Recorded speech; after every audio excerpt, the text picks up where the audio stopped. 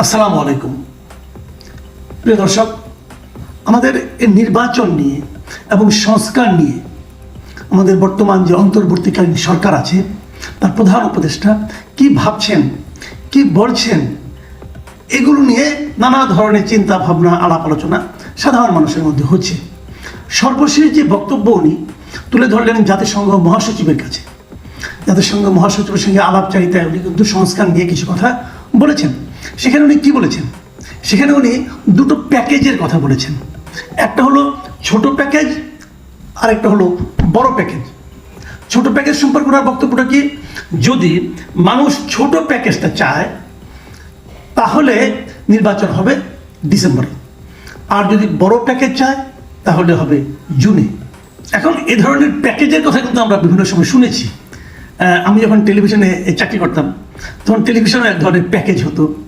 আপনারা যারা নানা ধরনের মোবাইল ফোন ইউজ করেন, এই মোবাইল ডাটা এবং যে বিভিন্ন রকম ইন্টারনেট এবং টক টাইম, এগুলোর আবার কিন্তু নানা ধরনের প্যাকেজ আছে। কিন্তু সংস্কারের যে আবার প্যাকেজ হয়, এটা আমি আগে জানতাম না, উনি জানালেন। তো সংস্কারের প্যাকেজ ছোট মানে কি, এটা কিন্তু একটা বড় ঘটনা যে উনি সংস্কারটাকে একটা প্যাকেজ হিসাবে নিচ্ছেন। আর সেই প্যাকেজটা কে চাইবে ওনার কাছে? রাজনৈতিক দলগুলো চাইবে। রাজনৈতিক দলগুলো যদি তাদের ছোট প্যাকেজ চায় আর বড় প্যাকেজ চান, বড় প্যাকেজ বলতে উনি কী মিন করছেন? কতটুকু হলে বড় প্যাকেজ, আর কি কি না হলে সেটা ছোট প্যাকেজ হবে। তো এই যে প্যাকেজের কথা উনি বলেছেন, প্রশ্ন হচ্ছে যে গত 7 মাসে উনি কোন প্যাকেজ দিয়ে অগ্রসর হচ্ছিলেন? উনি দায়িত্ব নেওয়ার পর থেকেই কিন্তু উনি সংস্কারের কথা বলছেন যে কিছু সংস্কার করতে হবে। কার জন্য সংস্কার, কিসের সংস্কার? রাষ্ট্রের কিছু সংস্কার উনি করবেন। এদেশের মানুষ যাতে এমন একটা পরিস্থিতি তৈরি করতে পারে, এমন একটা সিস্টেম তার সামনে উনি তৈরি করতে চান যে সিস্টেমের কারণে এদেশে আর দ্বিতীয়বার ওই ধরনের স্বৈরাচারী সরকার না আসতে পারে। উনি এই কথাই কিন্তু বলেছেন, মানে সংস্কার বলতে এই মূলটাই আমাদের সামনে ঝুলানো হয়েছে, সংস্কারের মূলা। সেই সংস্কার কেমন হচ্ছে?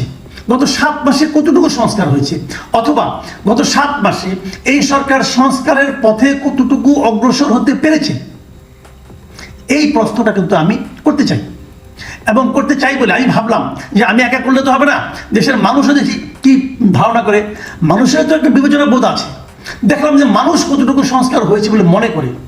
আমি আজকে দুপুরে, মানে এখন থেকে ঘন্টা 2 আগে, এই জন্য আমি একটা জরিপের ব্যবস্থা করলাম আমার এই চ্যানেলে, মাত্র 2 ঘন্টায়। আমার সেখানে কি প্রশ্ন ছিল, আমি প্রশ্নটা করেছিলাম, ডক্টর ইউনূস বলেছেন মানুষ যদি দ্রুত সংস্কার চায় তাহলে এবছরের নির্বাচন, এই বছরের ডিসেম্বরে, আর দীর্ঘমেয়াদী সংস্কার চাইলে আগামী বছরের জুনে নির্বাচন হবে। আমার প্রশ্ন ছিল, এই সরকার যেভাবে গত 7 মাসে সংস্কার কর্মকাণ্ড চালিয়েছে সেই প্রক্রিয়ায় আপনি কি সন্তুষ্ট? মানে ওনারা তো 7 মাস ধরে সংস্কার কর্মকাণ্ড চালাচ্ছেন, 7 মাসে যতটুকু অগ্রসর হয়েছে তাতে কি আপনারা সন্তুষ্ট কিনা? যদি তাতে সন্তুষ্ট না হয় তাহলে উনি আবার আগামী বছর জুন পর্যন্ত সংস্কার করবেন, তার উপর ভরসা কি রাখবে? তো উনি যদি 7 মাসে যে পারে সে অল্প থেকে কিন্তু নমুনা দেখাতে পারে, সেই নমুনাটা ওনারা যতটুকু দেখিয়েছেন তাতে কি আপনি হ্যাপি? আমি উত্তরটা কি পেয়েছি আপনাদেরকে আমি বলি।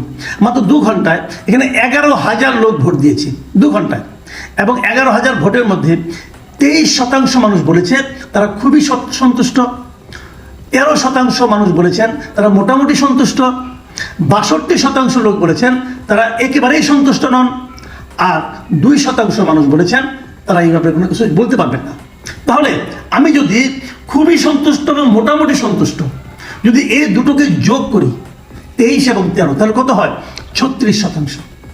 মানে কিছু কিছু সন্তুষ্ট আবার অনেক সন্তুষ্ট, দুটো মিলে হয় 36%। আচ্ছা, ধরে নিলাম যারা জানেন না তাদের এখানে যোগ করি, যদি সেই 2% যোগ করি তাহলে হয় 38%। সবগুলি মিলিয়েও কিন্তু একেবারেই সন্তুষ্ট নন তাদের চেয়ে অনেক অনেক কম, কারণ একেবারেই সন্তুষ্ট নন 62%। তো যে সংস্কার কর্মকাণ্ডের উপর ওনার যে সংস্কার কর্মকাণ্ড, তার উপর দেশের 62% মানুষই ওনার কর্মকাণ্ডে সন্তুষ্ট নন। উনি কাজটা করতে পারছেন না, তারপর সেটাকে উনি ঠেলে নিয়ে জুন পর্যন্ত নিতে চান আগামী বছরের, মানে আরো প্রায় 1.5 বছর উনি করতে আরো সময় নিতে চাচ্ছেন। মানে ওনার ভরসাটা কোথায়? মানে মধ্যে কথা, উনি তো পারছেন না। উনি যদি পারতেন তাহলে কোনো আপত্তি ছিল না, আপনি সময় নিয়ে করেন, কিন্তু আপনি যে সংস্কার করছেন তাতে কিছু হচ্ছে না। ধরেন আপনি একটা খাট বানাবেন, কাঠ মিস্ত্রিকে নিয়ে আসলেন, ওনাকে বললাম তুমি খাটটা বানাতে কতদিন নিবা? উনি বললো মোটামুটি খুব ভালো করে বানালে আপনার লাগবে 6 মাস অথবা 3 মাস ধরলাম, খুব ভালো করে বানালে 3 মাস, আর মোটামুটি বানালে 1 মাস। তো ভালো কথা, 3 দিন পরে আপনি দেখলেন যে এটা চেয়ারের মতো 4টা খাম্বা বানায়, এই পায়া বানাইছে। তো চেয়ারের পায়া দিয়ে কি খাটটা হবে? হবে না তো। আর চেয়ারের মতো হ্যান্ডেল বানাচ্ছেন, চেয়ারের মতো যদি ওটা বানায় তাহলে বুঝতে হবে কি উনি আসলে খাট বানাতেই জানেন না, হয়তো সময় নষ্ট করতেছেন। এখন তাকে আপনি বলেন ভাই এটা তো চেয়ার হচ্ছে, এটা তো খাট হচ্ছে না, সে যদি আপনাকে বলেন আপনি 3 মাস পরে এসে দেখেন আমি এটা কি করি, আপনি কি 3 মাস পর্যন্ত অপেক্ষা করবেন নাকি কাঠ মিস্ত্রি চেঞ্জ করবেন? তো আমাদের হচ্ছে ওই অবস্থা। ওনারা 7 মাসে কি করেছেন দেখুন। এইখানে এই জরিপে আমি কিছু মন্তব্য পেয়েছি, আমি কিন্তু 2-1টা মন্তব্য আপনাদের একটু পড়ে শোনাচ্ছি। একজন লিখেছেন দ্য কম্প জাঙ্কি, এটা ছদ্মনাম হবে হয়তো বা, উনি লিখেছেন কিসের সংস্কার করেছেন গত 7 মাস? শুধু প্রশাসনিক কাঠামো পরিবর্তন ছাড়া, চাকরি বাতিল, ওএসডি বদলি, মামলা, ইচ্ছামতো নতুন নিয়ম, এইগুলোই সংস্কার ছিল। এগুলোই নতুন দল জাতীয় নাপা আর জামাতের সুবিধার জন্য করেছেন। এই যে উনি যে কথাটা বলেন, এই কথাটাকে আপনি একদম উড়িয়ে দিবেন? সংস্কার বলতে কিন্তু এগুলোই হয়েছে, কিছু চেঞ্জ হয়েছে। সেই চেঞ্জগুলি কি? প্রশাসনিক কিছু সংস্কার হয়েছে, প্রচুর লোককে ওএসডি করা হয়েছে, অনেক লোককে চাকরি থেকে সরিয়ে দেওয়া হয়েছে, পুরোনো যারা নাকি জামাতের লোক ছিল অথবা বিএনপির লোক ছিল তাদেরকে এনে আবার এখানে চুক্তিভিত্তিক নিয়োগ দেওয়া হয়েছে। এগুলি সংস্কার। এবং যা কিছু করেছেন জাতীয় নাপা এবং জামাতের পক্ষে গেছে। জাতীয় নাপা মানে জাতীয় নাগরিক পার্টি, এনসিপি যেটাকে বলা হয়। আচ্ছা, আরেকজন লিখেছেন শরীফ আহমেদ, তিনি কি লিখেছেন? সংস্কারটা কি হইল বুঝলাম না, দেখলাম না, শুনলাম না, শুধু দেখলাম সমন্বয়করা কোটিপতি হয়েছে। ওনার এই মন্তব্য সম্পর্কে আপনি কি বলবেন? সমন্বয়কদের বিরুদ্ধে কি এই ধরনের অভিযোগ উঠছে না? উঠছে তো।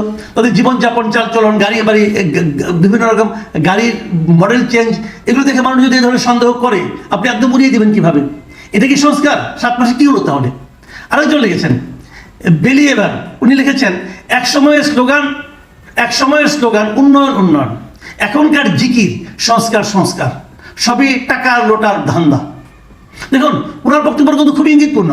এক সময় ছিল স্লোগান যে শেখ হাসিনা খালি বলতো উন্নয়ন করছি উন্নয়ন করছি, উন্নয়ন করছে কিন্তু গণতন্ত্র দিচ্ছে না।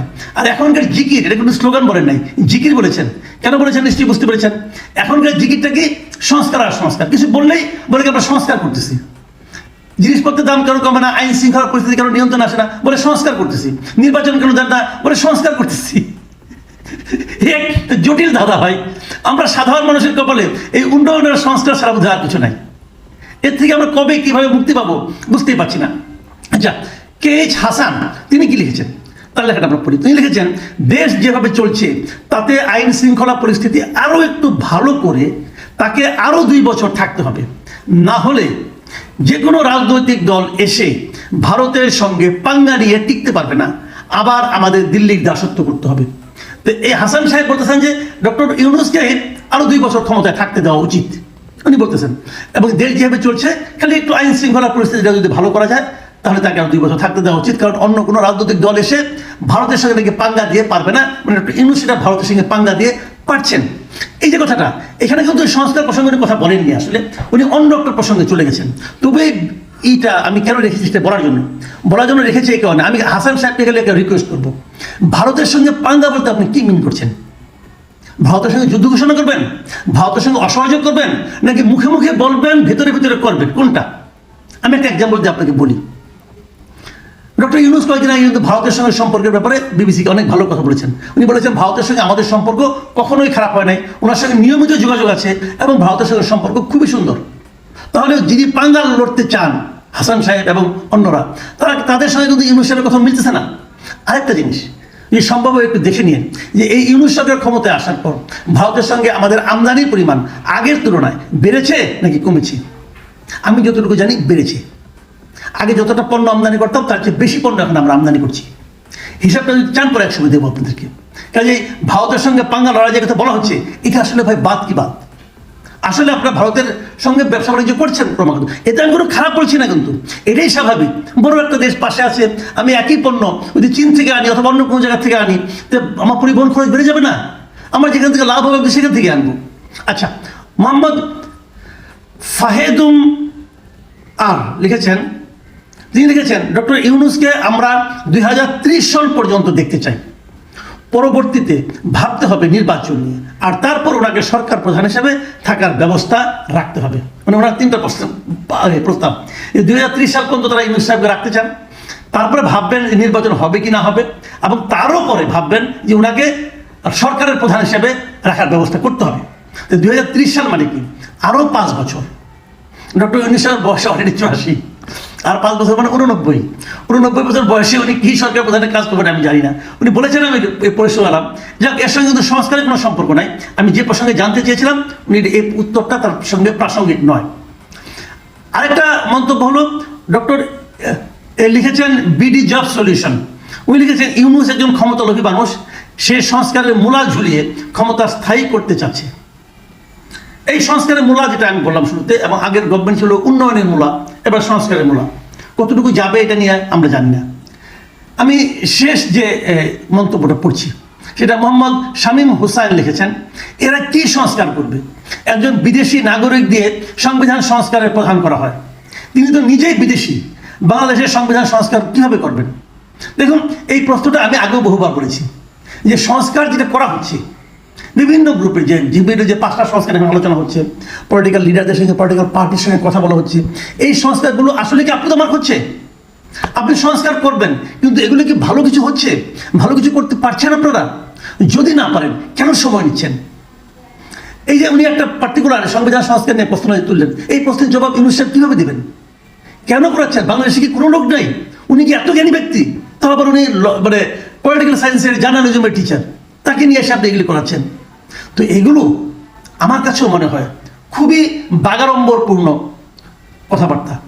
এইসব কথাবার্তার কোনো ভিত্তি আছে বলে আমি মনে করি না। ডক্টর ইউনূস প্যাকেজ দিচ্ছেন, এই প্যাকেজ সেই প্যাকেজ, ভাই এই প্যাকেজে কাজ হবে না। দয়া করে আপনি যে কতটুকু পারবেন 7 মাসে দেশের মানুষ বুঝে গেছে, কতটুকু যে সংস্কার করবেন এটাও দেশের মানুষ বুঝে গেছে। তাই প্লিজ আর সময় নষ্ট করেন না, মানুষের টাকা পয়সার অপচয় করেন না। আপনি এবার বিদায় হন ভাই, এনাফ ইজ এনাফ। আমি মনে করি এনাফ ইজ এনাফ। আপনি পারছেন না, এবং আপনি পারছেন না যে এটাও বুঝছেন না। প্রিয় দর্শক, এখন এই পর্যন্তই। আল্লাহ হাফিজ।